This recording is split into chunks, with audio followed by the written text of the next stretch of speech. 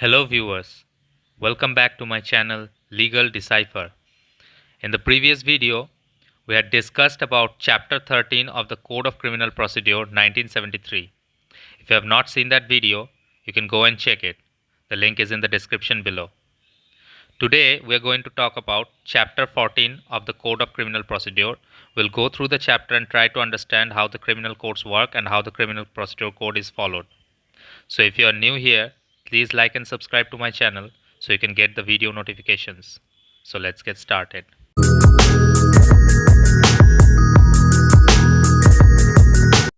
So today we are going to discuss chapter 14, which talks about conditions requisite for initiation of proceedings.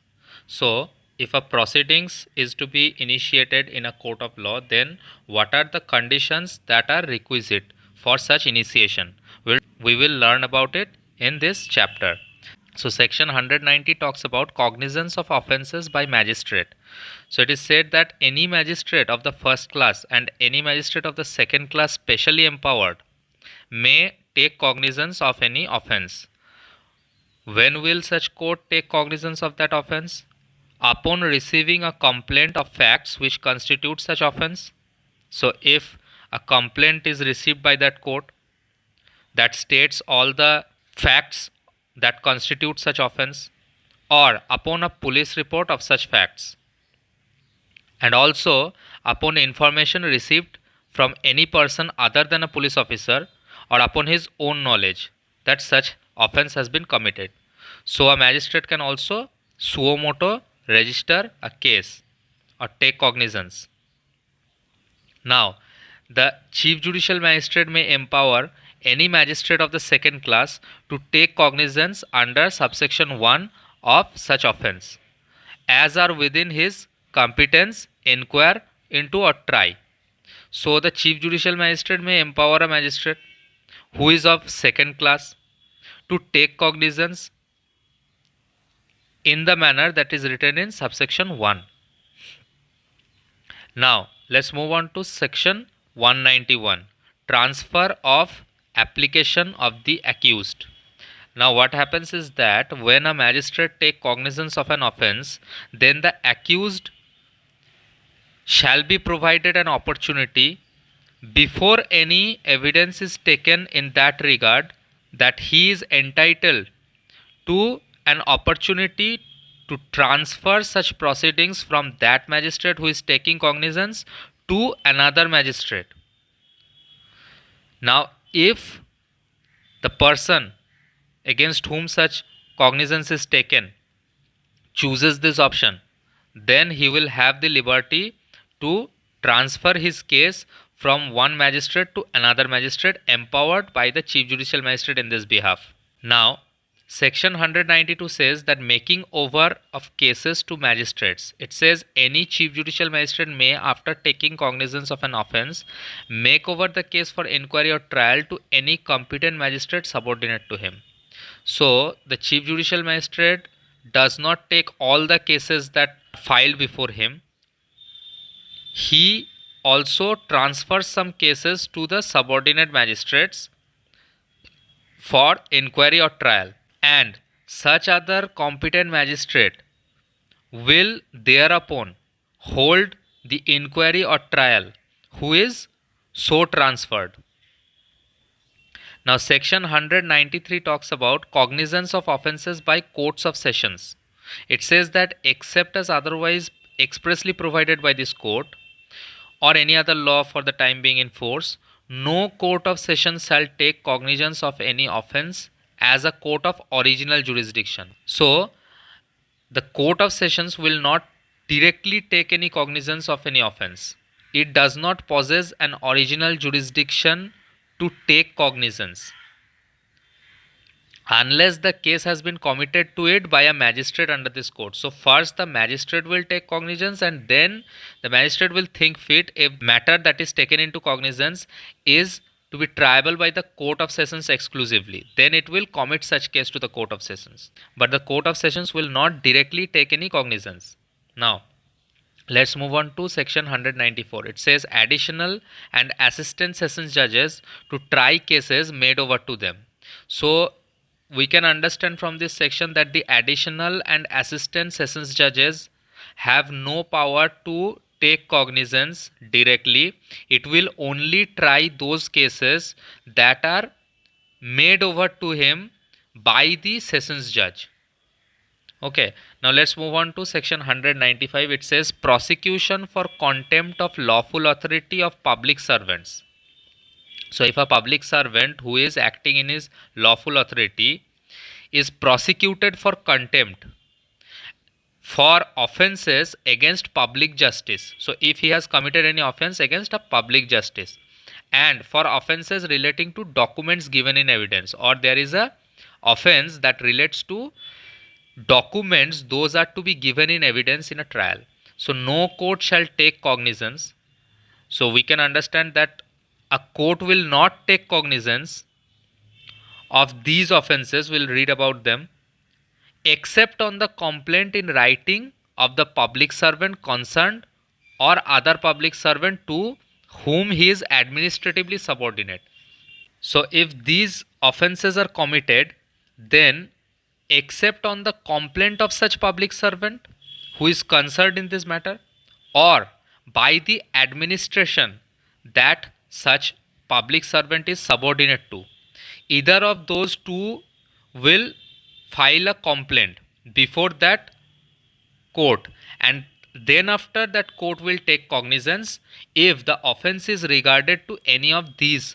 It says any offense that is punishable under section 172 to 188. Now if we read the Indian Penal Code, we will discuss about it when we read the Indian Penal Code. It says that section 172 to 188 deals with obstructing a public servant from discharging his lawful duties.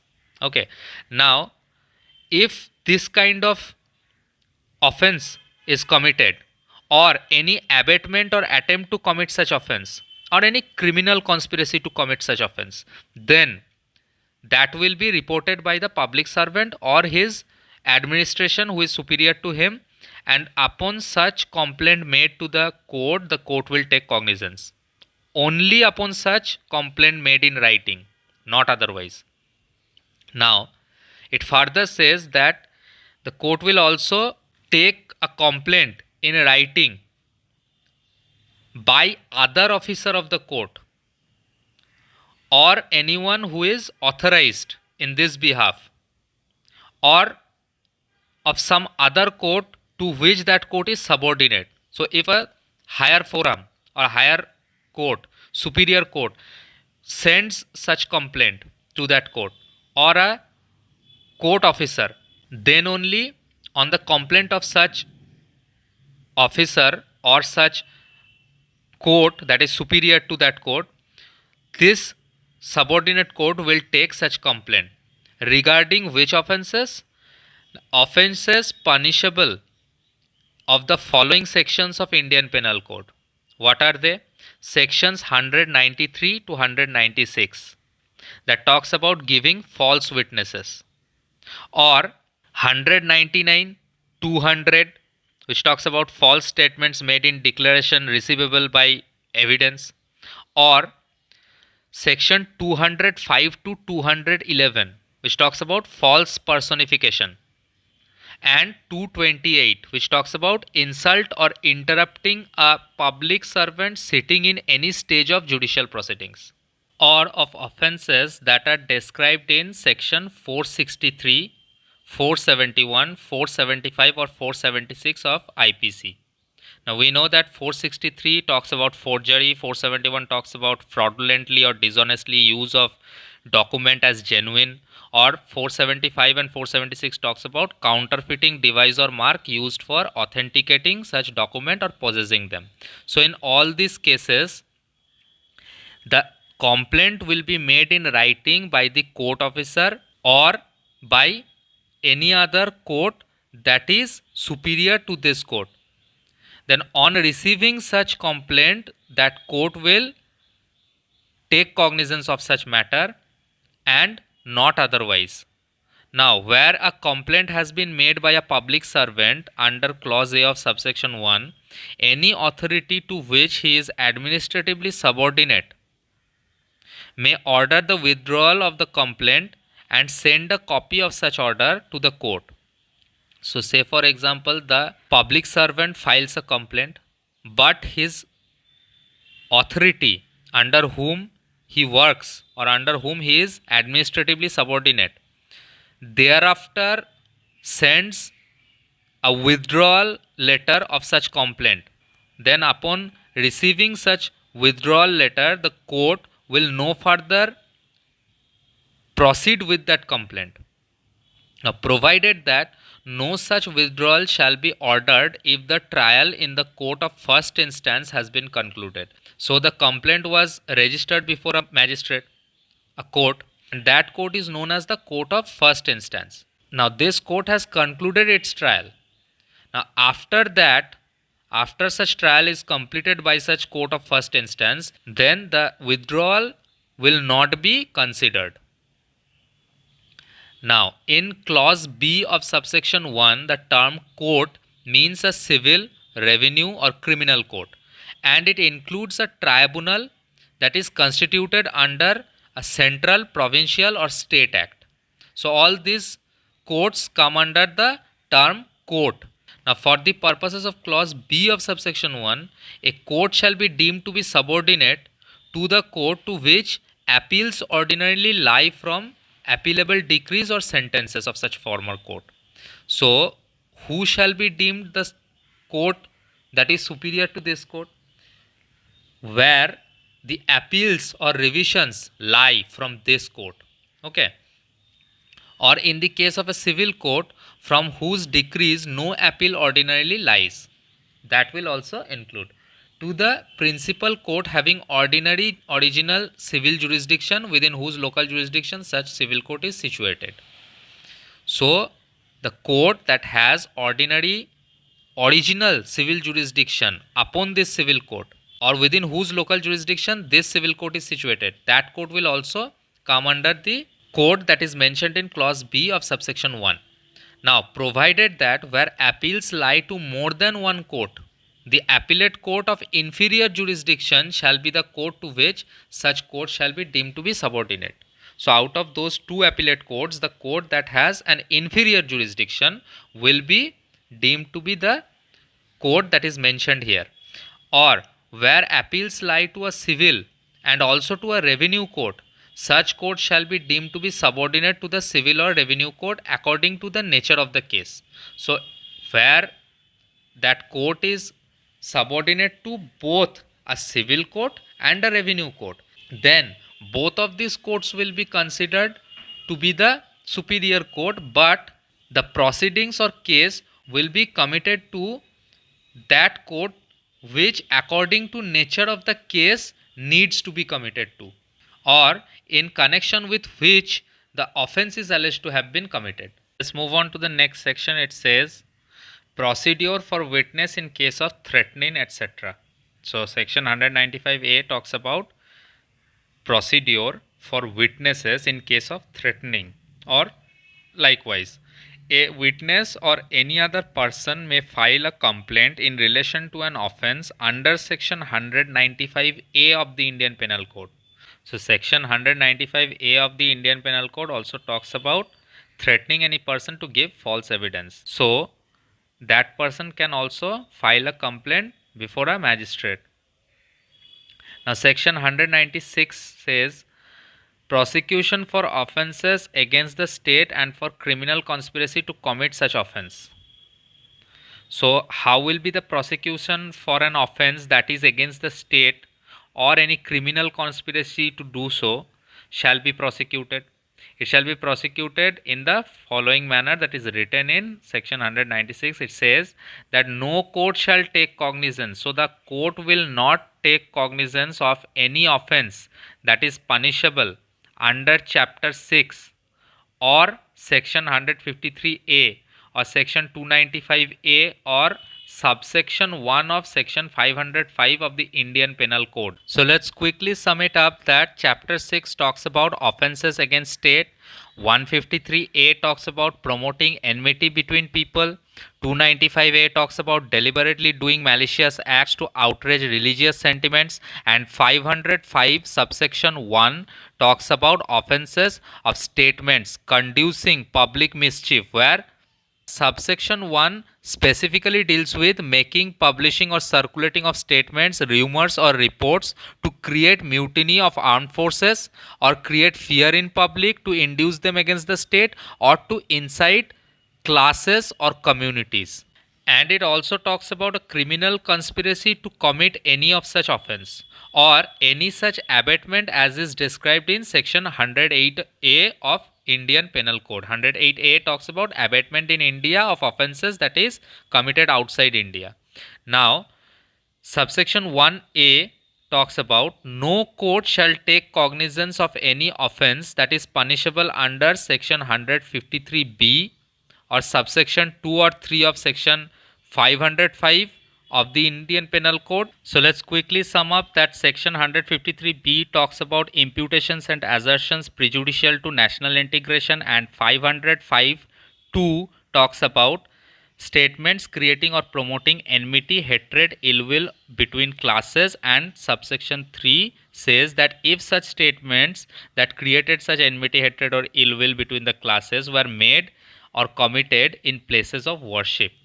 So all these offences and a criminal conspiracy to commit such offence, if these things happen, then no court shall take cognizance of such offence except with the previous sanction of the central government or the state government or of the district magistrate. And subsection 2 says that no court shall take cognizance of any offence or any criminal conspiracy that is punishable under section 120B of the Indian Penal Code other than a criminal conspiracy to commit an offence punishable with death, imprisonment for life, or rigorous imprisonment for a term of 2 years or upwards. So if the punishment for an offence is either death or life imprisonment or rigorous imprisonment for 2 or more years, then the conspiracy of such offence under section 120B of the Indian Penal Code will be taken into cognizance, but no other criminal conspiracy will be taken cognizance of by the court, provided that where the criminal conspiracy is one to which the provisions of section 195 apply, then no such consent shall be necessary. Now, in all these cases that are mentioned herein, an order of a preliminary investigation by a police officer not below the rank of an inspector shall be made by the central government or the state government or the district magistrate concerned, and that police officer shall have the powers referred to in subsection 3 of section 155 regarding that investigation. Now let's move on to section 197. It talks about prosecution of judges and public servants. Now section 197 is a complex section, so we will try to understand it simply. Subsection 1 says any judge or magistrate or public servant is not removable from his office except government sanction if he is charged with an offence that was committed while discharging his official duty, and no court will take cognizance except as provided by the sanctions made in Lokpal and Lokayukt's Act. So the cognizance that will be taken will not be taken except with the sanctions that is specifically made in Lokpal and Lokayukt's Act. So this act will apply in this case. Whether he was appointed under the central or the state government, doesn't matter. It will always follow this procedure. Proviso says in case of when such offence was done while an emergency was going on in a state under Article 356 Clause 1 of the Constitution of India, then the term state government will be replaced by central government. Now we will read about emergencies in Constitution when we read the Constitution of India. Now explanation says such sanction mentioned above will not be needed in cases mentioned here, in these cases that are mentioned here. Okay. Now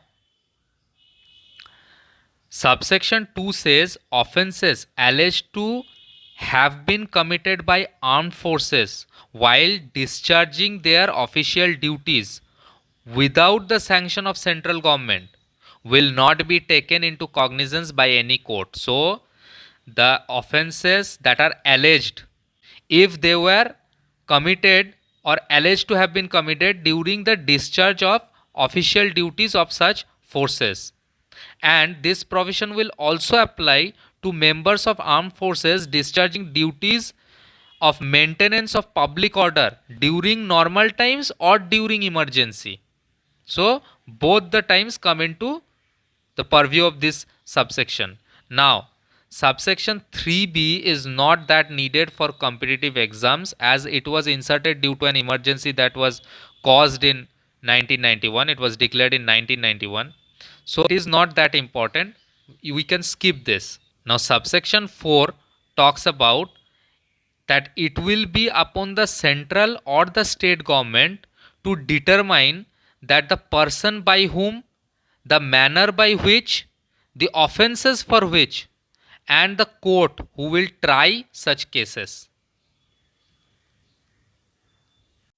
So it will be the duty of the central government or the state government, as the case may be, to determine that the person by whom such cases are to be tried, the manner in which such cases are to be tried, the offences that are to be tried for, and the prosecution of such judge or magistrate or public servant, and may also specify the court before which such trial is to be held if the prosecution of such judge, magistrate or public servant is to be conducted. Now let's move on to the next section, that is section 198. It talks about prosecution for offences against marriage. So what will happen if an offence is committed that is related to marriage? Then how will be the prosecution done? Then it is said that no court shall take cognizance of an offence punishable under chapter 20 of the Indian Penal Code except upon a complaint made by some person aggrieved by the offence. So if the person who is aggrieved by that offence has somehow made a complaint before the court, then it will be triable. Otherwise the court shall not take cognizance of any offence so punishable, provided that where such person is under the age of 18 years, or an idiot or lunatic, or is from sickness or infirmity unable to make a complaint, or is a woman who according to the local customs and manners ought not to be compelled to appear in public, then some other person may with the leave of the court make such a complaint on his or her behalf. So in this case we are talking about some conditions, that if the person who is to make the complaint is a minor below the age of 18 years, or is an idiot or lunatic, so he is unsound mind, or is unable to make a complaint due to sickness or infirmity,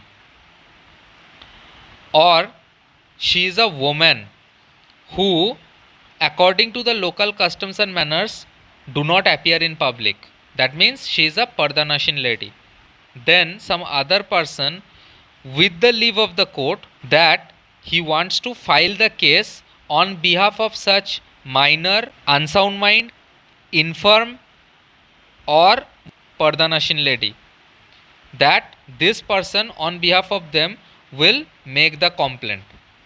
Or where such person is the husband and he is serving in any of the armed forces of the Union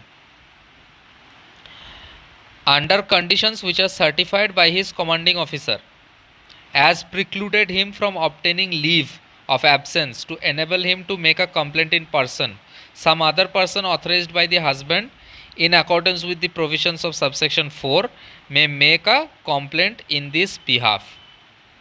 So if the person is a member of the armed forces and is acting under the command from his commanding officer, then naturally that person cannot come before the court even to take a leave. Then on that case the provisions of subsection 4 will apply, and such other person may make a complaint on behalf of that member of the armed force. Now clause C says where the person aggrieved by an offence punishable under section 494 or 495 of the Indian Penal Code. Is the wife, complaint may be made on her behalf by her father, mother, brother, sister, son or daughter, or by her father's or mother's brother or sister.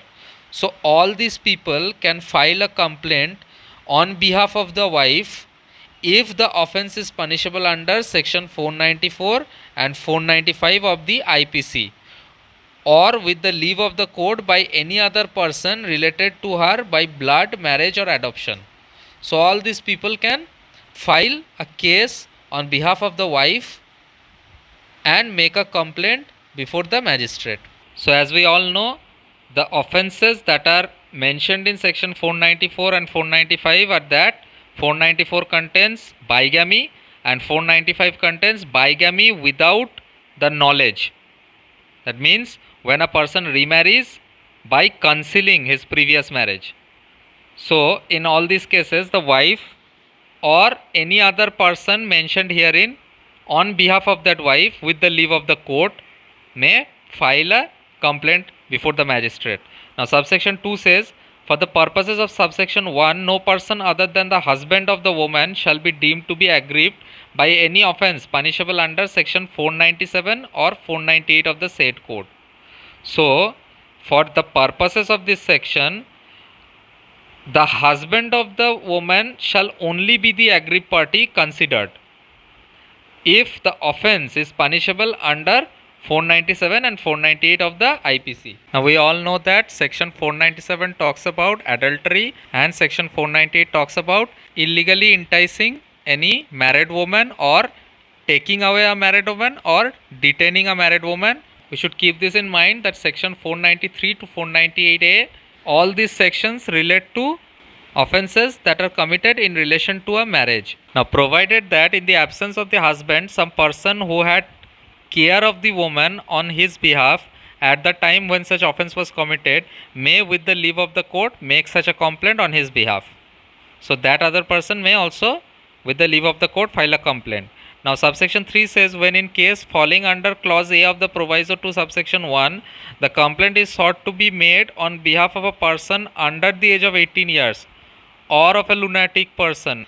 So what happens is that when a person on behalf of such minor or lunatic files a complaint before a magistrate, then the magistrate will look into the matter whether such lunatic or minor has any legal guardian or not. And if the magistrate finds that such lunatic or minor has a guardian, then the magistrate will give a proper notice to such guardian and give him a reasonable opportunity of being heard before granting such application for leave. Now subsection 4 says, the authorization referred to in clause B of the proviso to subsection 1 shall be in writing and it shall be signed or otherwise attested by the husband. Now it shall contain a statement to the effect that he has been informed of the allegations upon which the complaint is so founded, and it shall be countersigned by his commanding officer and shall be accompanied by a certificate signed by that officer to the effect that leave of absence for the purpose of making a complaint in person cannot for the time being be granted to the husband. So in this case, if the member of that armed forces is unable to present himself before the magistrate to make such complaint, or is authorizing another person to make a complaint on his behalf, then in relation to that, then in that case the authorization that is referred to in clause B of that proviso to subsection 1, it shall be in writing and it shall be signed or otherwise attested by such husband or the member of that armed forces, and it shall also contain a statement to that effect that he has been informed of the allegations that are founded in the complaint. So he will have a copy of the complaint, or he shall affirm that he knows the contents of the complaint, and then it shall also be countersigned by his commanding officer. So all these procedures will have to be followed and shall be accompanied by a certificate that is signed by that officer to that effect that leave of absence for the purpose of making such complaint in person cannot for the time being be granted to the husband, that the husband is in such a duty that he cannot be granted that permission to leave. So all these criterias will have to be fulfilled, and only then such complaint will be registered. Now, any document purporting to be such an authorization and complying with the provisions of subsection 4, and any document purporting to be a certificate required by such subsection shall, unless the contrary is proved, be presumed to be genuine and shall received as an evidence. So these certificates and authorizations and all, this will be considered as evidence and presumed to be genuine. Now, no court shall take cognizance of an offence under section 376 of Indian Penal Code where such offence consists of sexual intercourse by a man with his own wife. So if the man is having sexual intercourse with his own wife, then, and the wife being under 18 years of age, and if more than 1 year has elapsed from the date of commission of such offence. So three things are to be kept in mind while reading this subsection. First of all, the man is having sexual intercourse with his own wife. The wife is being below the age of 18 years and more than 1 year has elapsed from the date of such commission of offence. Then in this case, the court will not take any cognizance under section 376. No court will take such cognizance. Now the provisions of this section shall apply to the abatement or attempt to commit such offence as if they apply to the offence itself. Now let's move on to the next sections. It says section 198A, that is prosecution of offences under section 498A of the Indian Penal Code. So if an offence under section 498A of the IPC has occurred and a prosecution for that offence is taken up, then no court shall take cognizance of an offence punishable under section 498A of the Indian Penal Code except upon a police report of facts which constitute such offence or upon a complaint made by the person aggrieved by such offence or by her father, mother, brother, sister, or by father's or mother's brother or sister, with the leave of the court, by any other person related to her by blood, marriage or adoption. So, when an offence under section 498A, that is cruelty to a woman by her husband or her in-laws, has occurred and such offence has been reported to the magistrate by a police officer through his police report or by a complaint by the person who is aggrieved by such offence, that means the wife, or by these people that are written here, her relatives, or any other person who is by blood, marriage or adoption somehow related to that person, then they will, with the leave of the court, file such complaint on behalf of that wife, or the wife may herself file such complaint. Now section 198B talks about cognizance of offence, where no court shall take cognizance of an offence punishable under section 376B of the Indian Penal Code, where the persons are in a marital relationship except upon prima facie satisfaction of the facts which constitute the offence upon a complaint having been filed or made by the wife against the husband. So when a wife files a complaint against her husband and there is prima facie satisfactory facts that such offence has occurred in such marital relationship, then only that magistrate will take such cognizance, otherwise no court shall take cognizance of such offence. So section 199 talks about prosecution for defamation. So it says that no court shall take cognizance of an offence punishable under chapter 21 of the Indian Penal Code except upon complaint made by some person aggrieved by the offence. So when the person who is aggrieved by such offence has made the complaint, then only the cognizance will be taken. Otherwise the court shall not take such cognizance, provided that where such person is a minor, of unsound mind, or is infirm or unable due to sickness or infirmity, or is a woman according to local customs and manners who do not appear in public, simply she is a Pardanashin lady. In all these cases, some other person may file a complaint before a magistrate with the leave of the court.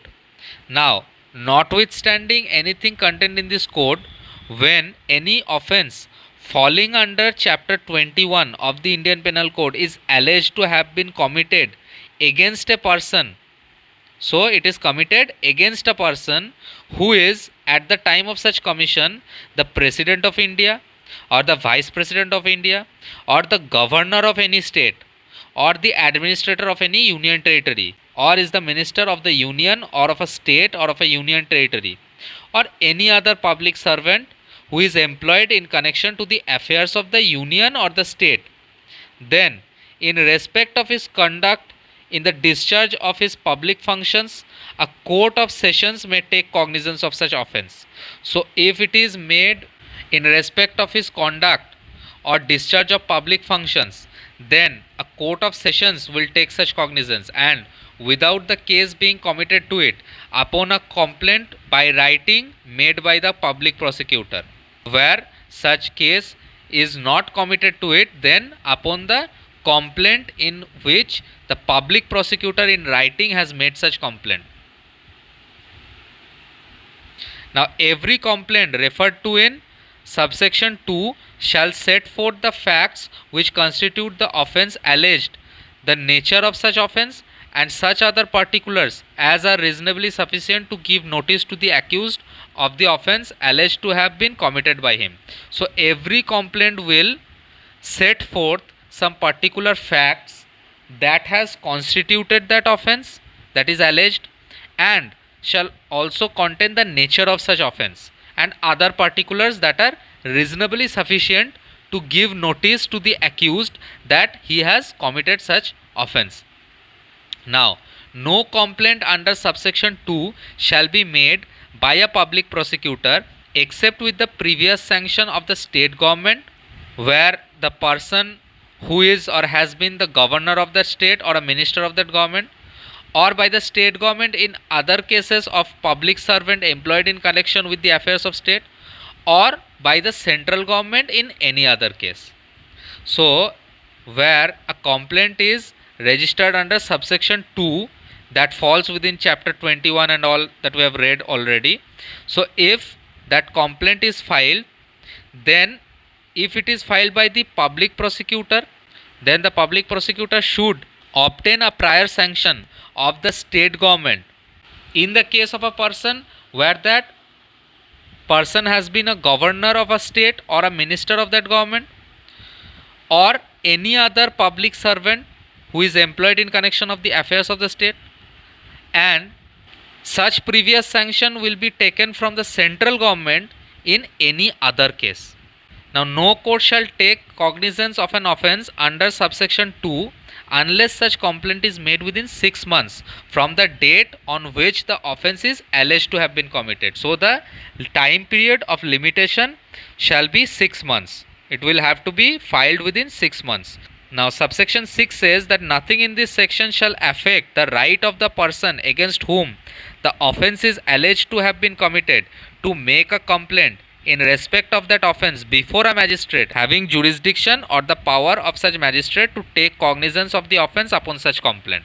So, if the magistrate has powers to take cognizance of the offence upon receiving such complaint, then nothing in this section shall affect the right of a person against whom such offence is alleged to have been committed to make a complaint before such magistrate. So that's all in this video. If you like my videos, then don't forget to smash the like button and subscribe to my channel. Thank you so much for watching this video.